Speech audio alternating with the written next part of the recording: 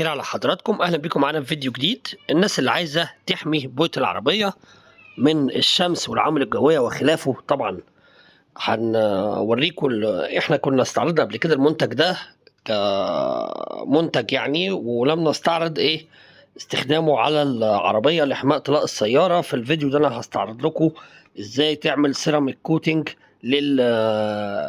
للدهان بتاع العربيه عشان تحميه بقى من الشمس. طبعا احنا ظروف الشمس القاسيه وبنشوف عربيات كتير جدا البويه بتاعتها كلحت وظهر فيها بقع في السقف والكبوت وهكذا. الرمله بتاعت الطريق، معرفش ايه الميزه في المنتج ده، ان هو بيقعد سنه كامله حمايه وانت تقدر تعمله بنفسك، وطريقه عمله بسيطه وسهله. بس هو المنتج نفسه، الزجاجه دي انا كنت جايبها من فتره وسايبها عندي، كانت بحوالي 700 جنيه حاليا. وطبعا كان سعرها قبل كده 500 جنيه، حاليا سعرها 1200. وبتعمل كوتنج للعربيه معاك من مرتين لثلاثه، والمره الواحده بتقعد سنه، فهي تقعد معاك من سنتين لثلاثه. كويس.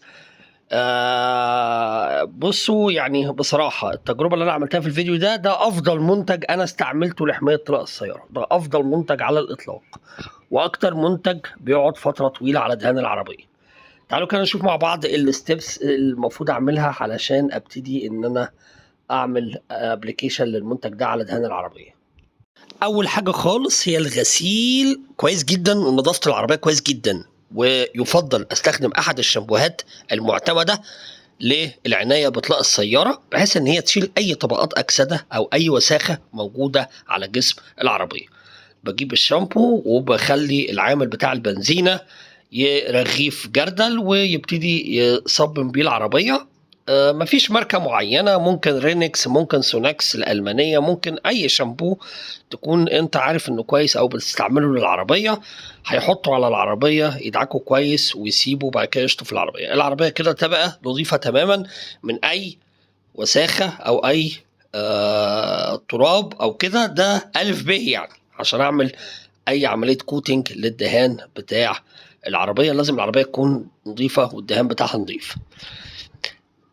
طبعا في شويه نقر وشويه حاجات كده، يفضل لو تقدر تعالجها قبل ما تبتدي ان انت تعمل كوتنج للدهان او تبطن الدهان بماده السيراميك.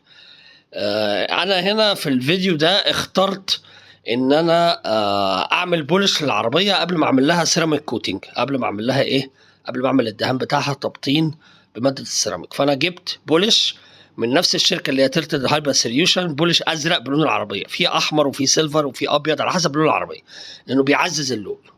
وادي السيراميك اللي انا هستخدمه بعد ما اعمل بولش. يفضل ان انت تعمل بولش عشان تنعم السطح خالص وتزيل اي طبقه اكسده موجوده على الدهان. كويس.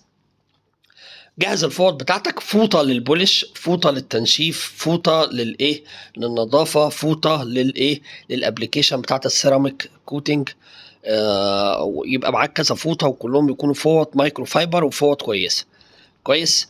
فانا هنا يعني مش شرط موضوع البولش، لو انت عامل العربيه بولش قريب هنكتفي بالغسيل بس. لكن لو العربيه اخر مره اتعمل لها بولش كان من سنتين مثلا او سنه ونص، يفضل تديها تاني وش بولش لتنعيم السطح وتجهيزه لاستقبال ماده السيراميك. نفتح الازازه. هو البولش زي ما قلت لحضراتكم ازرق عشان يعزز اللون، ساعد شويه لو في خدوش او حاجه بيزيلها، لانه بيبقى لونه زي لون العربيه.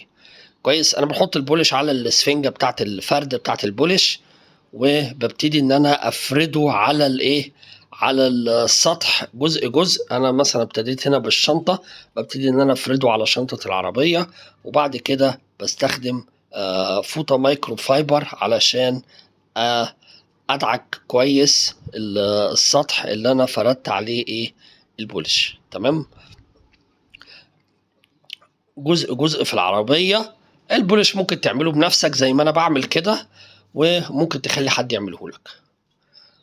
وزي ما قلت لحضراتكم هنبقى مخصصين فوطه مخصوصه للبولش بعيده عن الفوطه اللي انا هعمل بيها السيراميك كوتنج. لازم ابقى جايب فوط كذا فوطه وفوط كبيره، وابقى معايا حوالي 3 أو 4 فوط على الاقل. كويس. نفرد البولش كويس، وممكن نسيبه من دقيقه ل2 ل3 ل5 دقايق، مفيش مشكله خالص على السطح.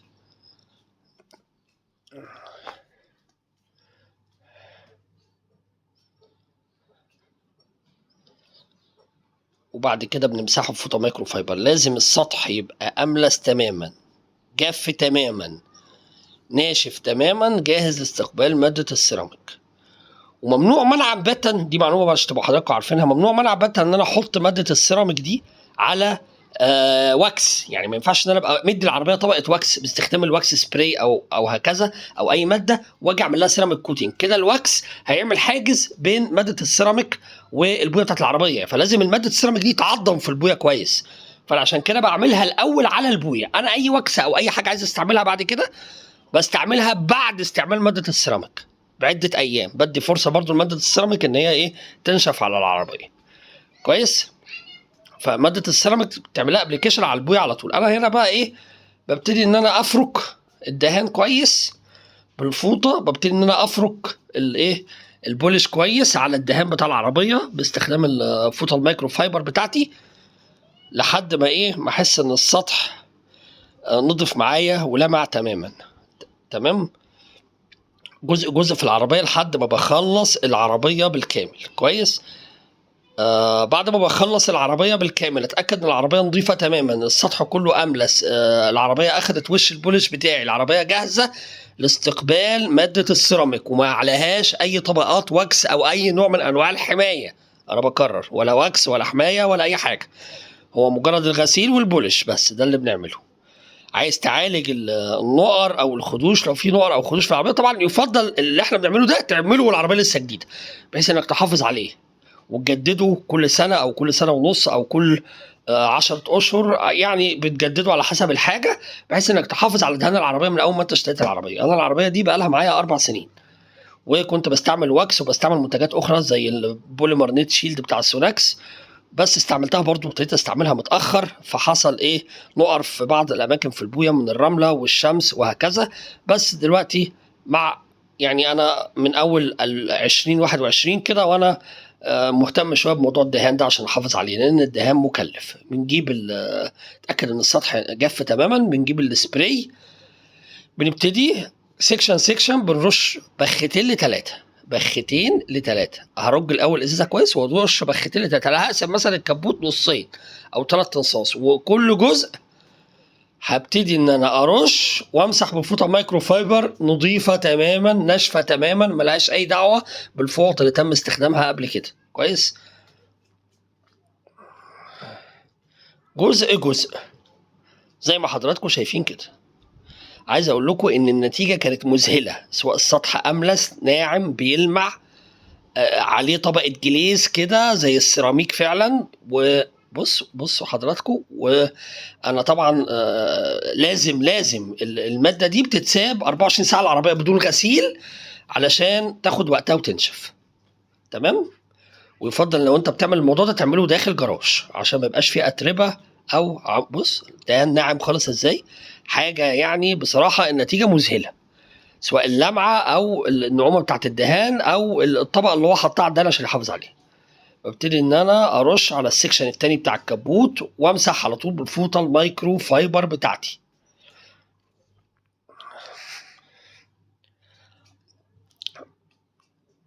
زي ما قلت لحضراتكم يفضل تعمله في جراج مقفول عشان منع للاتربه وكده اثناء ما انت بتعمل ابلكيشن. بعد ساعتين ممكن تطلع العربيه من الجراج، بس تسيبها 24 ساعه ل 48 ساعه بدون غسيل. يا ريت الناس تركز في الكلام اللي انا بقوله كويس. هنا مثلا الباب بتاع العربيه ابتدينا ايه بنرش عادي. انا لو اخدت الباب كله ورشيته وابتديت امسح مفيش مشكله.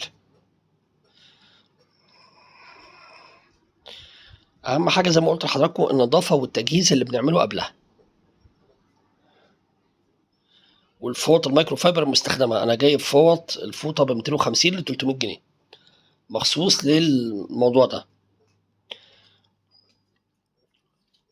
وادي الشنطه، وادي يعني اخدنا سيكشن في العربيه. بصراحه النتيجه مذهله، طبقه الجليز اللي محطوطه على بويه العربيه مذهله بجد. النعومه حلوه جدا لما طبقه الدهان تبقى ناعمه، ما يمسكش فيها الوساخه، ما تمسكش فيها العوامل الجويه، ما يمسكش فيها الرمله، تتزحلق على طول. فدي هنا بتحمي البويه. لما كل ما طبقه الدهان بقت ناعمه كل ما تحمي البويه. بص النتيجه كده، احنا خلصنا العربيه بالكامل. بص النتيجه، بص اللمعه، بص لمعه الدهان ونعومه الدهان. افضل منتج انا استخدمته للحفاظ على دهان العربيه، والميزه فيه ان انت تقدر تعمله او تستخدمه انت بنفسك بسهوله جدا جدا. دي ما نقولش ده دهان عربيه بقاله بقالها 5 سنين خالص بعد ما استعملنا المنتج بصراحه. يعني انا شايف ان النتيجه ممتازه.